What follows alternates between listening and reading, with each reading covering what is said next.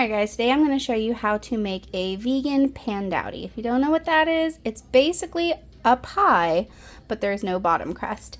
So we're going to first get our fruit. I have 24 ounces of cherries here. We're going to dump them in a saucepan. Now I've got two different kinds of cherries here. Feel free to use just one, but I've got dark sweet cherries and red tart cherries because I like the different flavors and textures. Now to this we're going to add 1/4 cup of water, a tablespoon of lemon juice. This is just the kind in a bottle. We're going to add 2/3 of a cup of granulated sugar. You can use stevia, you can use whatever sugar you want, even coconut sugar. Then to that we're going to add 1/4 cup of cornstarch. Now I'm going to mix all of this around until all of these cherries are coated. Now we're going to turn the heat to a medium-low and start to let these cherries cook down. In the meantime, we're going to preheat our oven to 375 degrees Fahrenheit. Alright, and our cherry pie filling is ready. Look at that, nice and thick. All the cherries seem to be cooked through. So we're going to take our pie plate and we're going to spray it with a little bit of cooking spray to keep it from sticking, and we're just going to dump our pie filling right into the pie plate.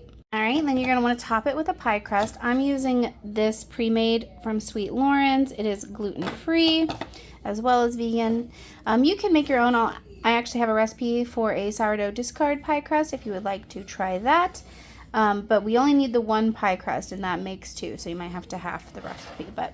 So I'm going to pinch the edges, and I'm going to cut some vent holes in here with just a knife is fine. And then we're going to pop it in the oven. Now if you want, you can brush the top with a vegan egg wash mixture. I have made a little bit of almond milk mixed with a little bit of agave. You're just going to brush the top. It'll just help browning the pie crust, but do not get it on the outer crust because that will brown quicker than the crust that we're brushing right here. Alright, we're going to pop this guy in the oven, and then we're going to check on it after 30 minutes. And there she is. Just pulled her out of the oven after the 30 minutes was up, and we're going to let this cool before we cut into it.